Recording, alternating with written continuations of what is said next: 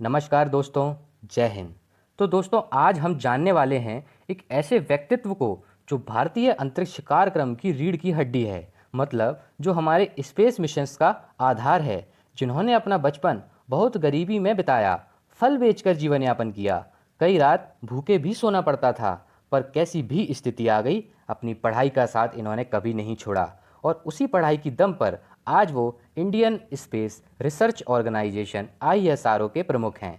हम बात कर रहे हैं कैलासावादिवु शिवन की, जो के शिवन के नाम से जाने जाते हैं। उन्हें हाल ही में विश्वविख्यात वॉन करमन अवार्ड से सम्मानित किया गया है। के शिवन जी ने मार्स मिशन 2014 कामयाब करवाया, भारत को पहली बार चांद तक पहुंचाया 2009 में, और क्रायोजेनिक इंजन बनाने में इनकी बहुत महत्वपूर्ण भूमिका थी। आज इसी इंजन की दम पर हम दुनिया भर के देशों के सैटेलाइट लॉन्च करते हैं और इसी सैटेलाइट लॉन्च का हमारे नाम पर वर्ल्ड रिकॉर्ड भी है।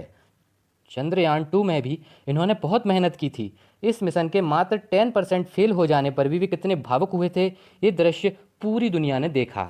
अब जानते हैं के शिवन जी के शुरुआती जीवन के बारे में। के शिवन जी का जन्म 14 अप्रैल 1957 को तमिलनाडु के एक छोटे से गांव में हुआ। वे बहुत ही गरीब परिवार में जन्मे थे, सामान्य वर्ग से थे, तो आप समझ ही सकते हो एक गरीब सामान्य वर्ग के छात्र को कितनी कठिनाइयों का सामना करना पड़ता है। मेहनत मजदूरी से पढ़ाई का खर्च निकालते थे ये। पिताजी का इन्हें बहुत सहयोग मिला। इनके पिताजी ने इनसे कहा कि तुम अपनी पढ़ाई जारी रखो, हमारे पास जो थोड़ी सी ज़मीन है हम वह भी बेच देंगे। फिर जैसे तैसे संघर्ष करके इन्होंने 12th पास किया। फिर इंजीनियरिंग करने की इच्छा थी, पर BSc करना पड़ा क्योंकि पैसे तो थे नहीं। पर BSc करने के लिए भी इनके पास पैसे नहीं थे। वो तो 12th में इनके बहुत बहुत अच्छे मार्क्स थे, जिस कारण इन्हें स्कॉलरशिप मिल गई थी। BSc इन्होंने इतने अच्छे नंबरों से पास किया कि B.Tech के लायक इन्हें BSc के बाद स्कॉलरशिप मिल गई। फिर B.Tech किया, M.Tech किया और ISRO ज्वाइन कर ली 1982 में। ऐसा कहा जाता है कि ISRO और के शिवन जी के कैरियर का विकास एक साथ हुआ है। 1980 में ही ISRO को भारत सरकार से अच्छी फंडिंग मिलने लगी थी और 1982 में के शिवन जी ISRO से जुड़ गए थे।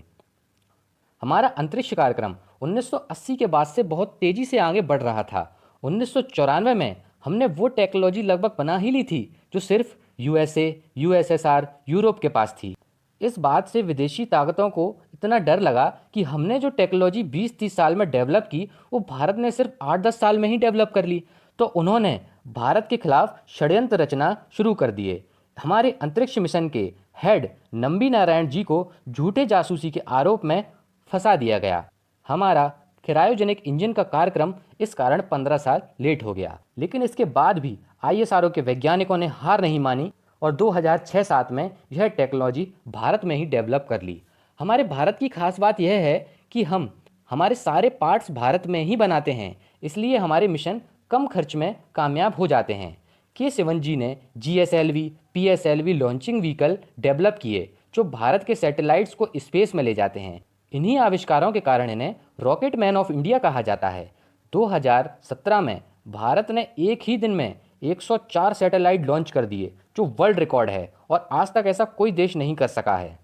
अब के शिवन जी के नेतृत्व में ही हमारे कई मिशन पर काम चल रहा है। चंद्रयान 3 और सूर्य की जानकारी के लिए आदित्य L1 पर हमारा अंतरिक्ष विभाग काम कर रहा है।